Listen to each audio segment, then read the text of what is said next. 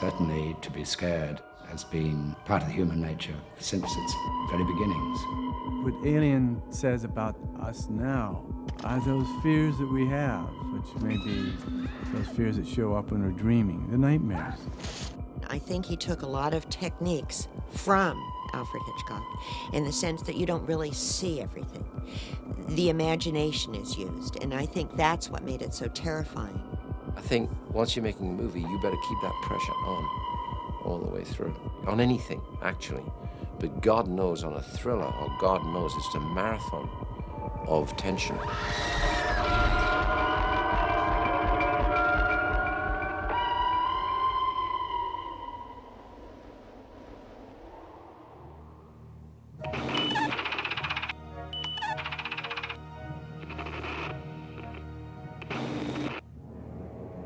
I've gone to films my whole life since I was a kid. I mean, I loved movies, and intuitively I knew that it was the thing I wanted to do more than anything. But the raising I had, my background, didn't suggest that that was a practical thing to do for a living. I was a theater arts major in college. I wasn't a film major at UCLA, and I did love theater, but I realized after a while, after producing a couple of plays, that I had to stay in New York because that's where the investors are. And I hated the weather so much that the closest thing to theater was film.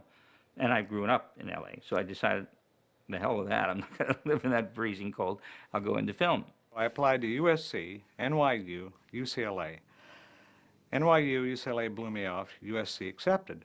So I came out there and I was a student in the USC Department of Cinema. Met up with John Carpenter. John Carpenter started to do this master's thesis film, a science fiction movie. I got involved in it, and it grew out of hand. It finally got too big for a student movie, and so in the end, we ended up finding a way to put it into theaters. And instead of the most impressive student film ever made, we had the least impressive professional film ever made. A lot of things bothered me about Dark Star. We had an alien in it, which was a beach ball. It was our second try on that alien. I went away from Dark Star really wanting to do an alien that looked real. A couple of years down the line, I decided to do Dark Star as a horror movie instead of a comedy. And that was the germ of Alien. We got to talking, I realized that Dan was a cinema student at USC, and it was in the process of making a kind of a spoof on 2001, a small film called Dark Star, and he was surprised to find that that was my secret love, was film, and particularly fantastic cinema always attracted me.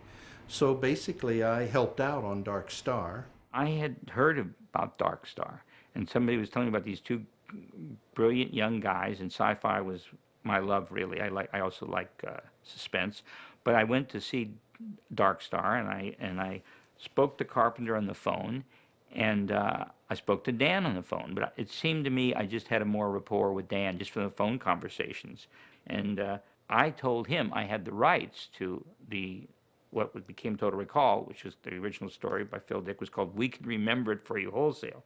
So he knew the story. He said, I love that. Yeah, he said, you got the rights to that? I said, yeah. He said, okay, and I got something I got to discuss with you that I have been working on about a year, and I need to make a breakthrough. And maybe you're the guy that can make me have it happen. And that turned out to be Alien. I had this opening. I didn't know where it was going to go. I knew I wanted to do a scary movie on a spaceship with a small number of astronauts. Like I say, Dark Star is a horror movie instead of a comedy. And I had this creepy opening in which astronauts awaken to find that their voyage home has been interrupted. They're receiving a signal from this mysterious planetoid in an alien language. They go down to investigate.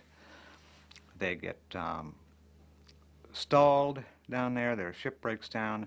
He said, I've got 29 pages written, but I don't know you. I can't trust you to leave the house with this. The story, I, of course, know, and you have nothing written in the story. I said, no, I've just got the rights to the story. I hadn't yet tried to write it yet.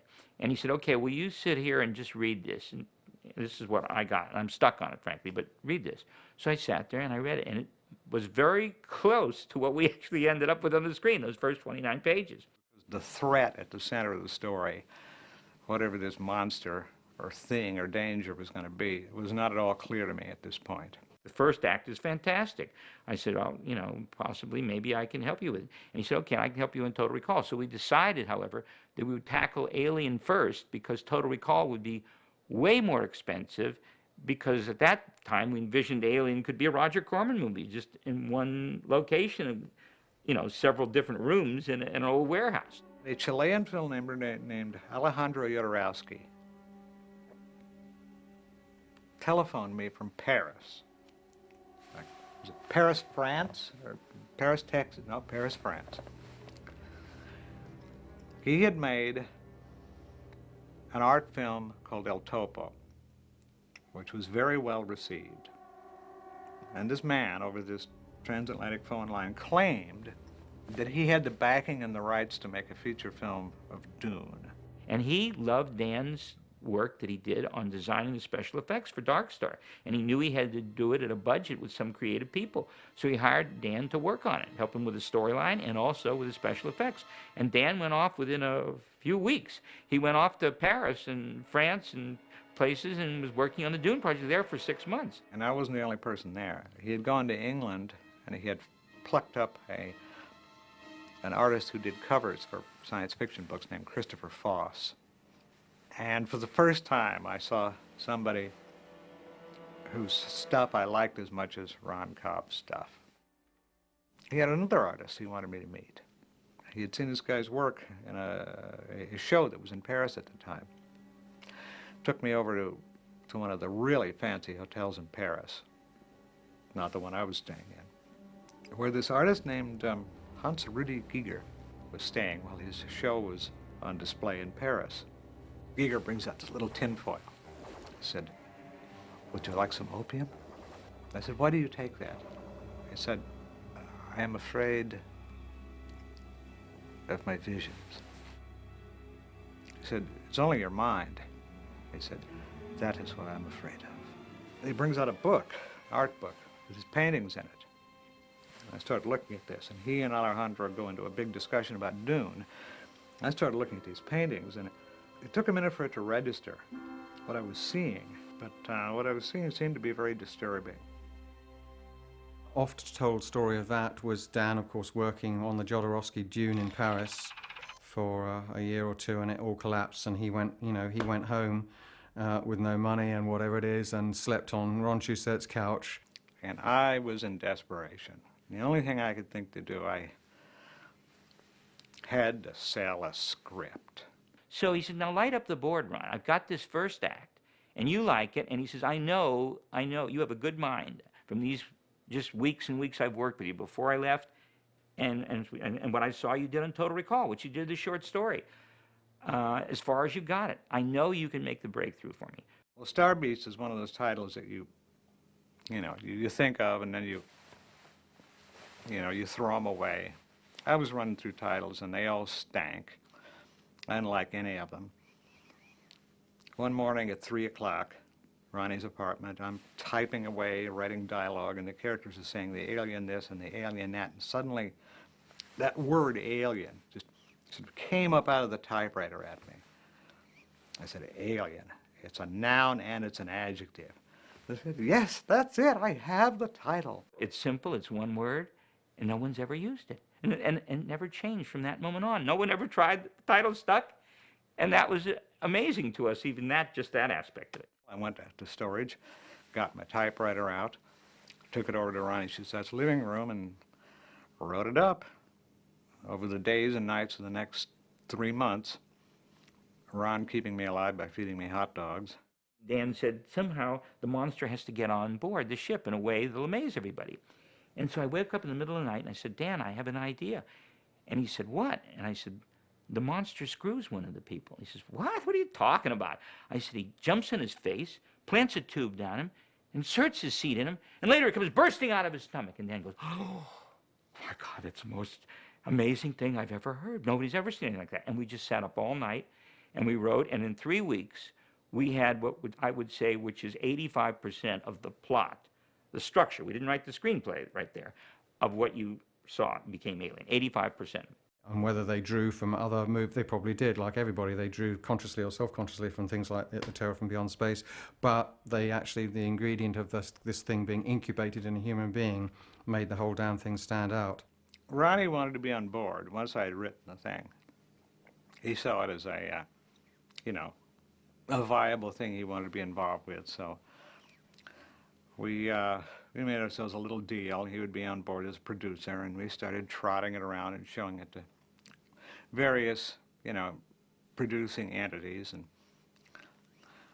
we got pretty close to deals in a couple of times, but they fell through, well, essentially because the people on the other end were demanding too much. You know, they were trying to screw us. And so we went to Roger Corman's company. But then I think we were dealing with Bob Reamy, who later became head of Universal. Corman was out of town. And he said, yes. So, right, that looks like a pretty amazing success story.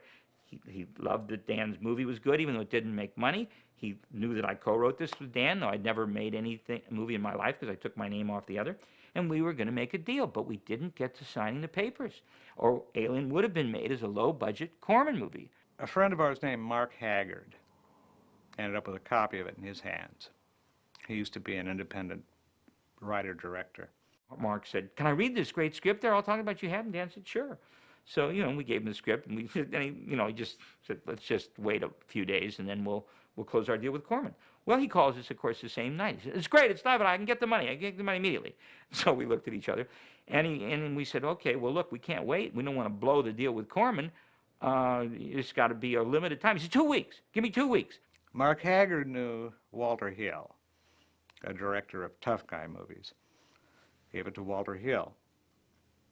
Walter Hill showed it to his partner, David Giler, and then they showed it to their third partner, Gordon Carroll. The three of them had just formed a new production company called Brandywine Films.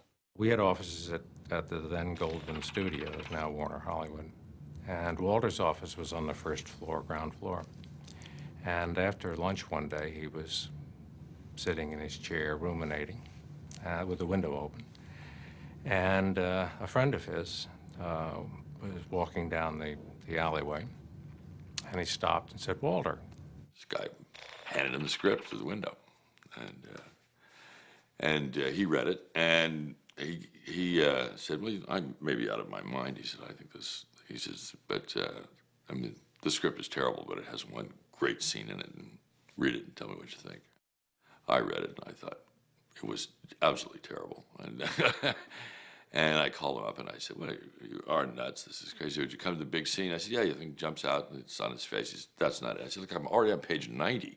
I said, he said, "Keep reading." And I came to the chest burster, and I called him back and said, "Well, I see what you mean." They brought it to me. I thought it was interesting. A nice horror picture in outer space. I mean, what could sound better? And they then completely rewrote the script from top to bottom. What I didn't understand when we made the deal with Brandywine, Giler and Hill, was that Giler and Hill wanted more than to produce this film. I didn't figure this out until, in fact, after principal photography. But they targeted my script since they decided they wanted all the credit for the screenplay, and they didn't want me to have any. Right from the beginning, David and Walter did several drafts. And it was the whole character of the film, not the spine of it in terms of story, even though that was changed quite a bit. But the whole character of the film changed when Walter and David took it over. As Walter himself said in one of the speeches he gave us during pre-production, he said, "The greatest thing I have to bring to this project is I don't know anything about science fiction, and I don't like it." And that was certainly reflected in the various drafts that they did. They took several cracks at drafts, and they, from all consensuses, they were getting worse, not better, because that wasn't their forte. They did recognize it was great, but they weren't good at making it better, or in fact at not making it even worse. To agree, I'm going to modify that with one exception. They made a huge contribution. But in the many drafts they did, most people felt it was losing. But that happens sometimes because you take a shot and then you sometimes come back to what attracted you in the first place. And they did radically. They did 8 different drafts. For some reason I couldn't figure out, Walter Hill immediately started doing rewrites of my script. I remember walking into Gordon Carroll's office and seeing a script on the desk and lifting up the page, and it said Alien by Walter Hill. Gordon walks in. I said, Gordon, what's this? Gordon looked very embarrassed. He said, oh, you're not supposed to see that. But they contributed one thing, which is one of the best things in the movie, and I will eternally be thankful to them, not only for starting the ball for financing, but to contributing this to the movie. What they invented was the robot. That was not in the movie, where the robot's Ash is a robot and his head comes off. That whole idea and scenario was theirs. We rewrote it top to bottom. I mean, all of the dialogue, all the characters, the whole sense of truck drivers in space, the whole, plot with the robot, the whole with Ian Holm, with all the rest of that stuff. That's all in the new script. The only thing I could see he was doing was just stirring around the elements. First thing he did was change the names of all of the characters. One early discussion, Walter walks into the offices there at 20th Century Fox, and he said, I hate all those names in your script. He hates all the names. I mean, how do you hate a name? Oh, I hate all those names. So he changed them all. Of course, he didn't hate them at all. But he had the naive idea that if he changed all of the characters' names, this would count somehow as being a substantial rewrite of the material. With a story that's as often told as this kind of story is, you have to do it in a special way in order for it to be special. I mean, that's was our argument about the movie in general with Fox all the time, and I think they agreed, which was that you had to treat this kind of B monster movie as though it were an A movie. That script did not excite Fox enough for them to say, we want to go ahead and we want to make it. It must be remembered that this was pre-Star Wars.